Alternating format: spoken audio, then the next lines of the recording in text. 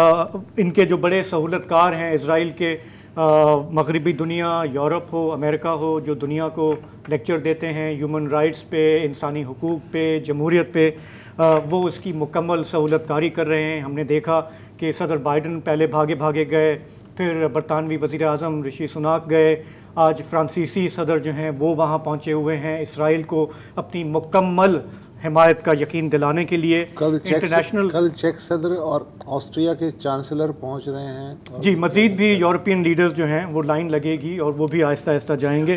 لیکن جو آرڈر ہے چیزوں کا، عرب ممالک اور مسلمان ممالک کے جو لیڈرز ہیں وہ ابھی جانا کیا، وہ تو ایک پانی کی بوتل نہیں بچا سکے۔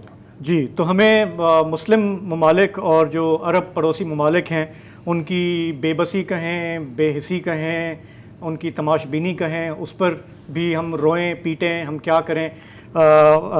اس کے علاوہ ہمیں نظر یہ آتا ہے کہ فلسطینی جو ہیں وہ روز لاشیں اٹھا کر تھک چکے ہیں۔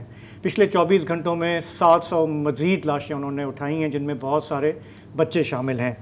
تو اس پوری صورتحال میں ہمیں نظر آتا ہے کہ ہم جب رپورٹنگ کر رہے ہوتے ہیں تو ہم یہ تھوڑا سا سوچ بھی رہے ہوتے ہیں کہ کہیں ہم نسلی تعصب کو بڑھا تو نہیں رہے، مزید اشتعال تو نہیں پھیلا رہے، مزید نفرت تو نہیں پھیلا رہے۔ ہمیں اس لیے یہ سوچ سمجھ کے یہ رپورٹنگ کرنی ہوتی ہے کہ جو وہاں پہ سچویشن ہے وہ ریفلیکٹ بھی ہو، لیکن ہم اس میں خود اپنی طرف سے کوئی مزید آگ بھڑکا نہیں رہے ہوں۔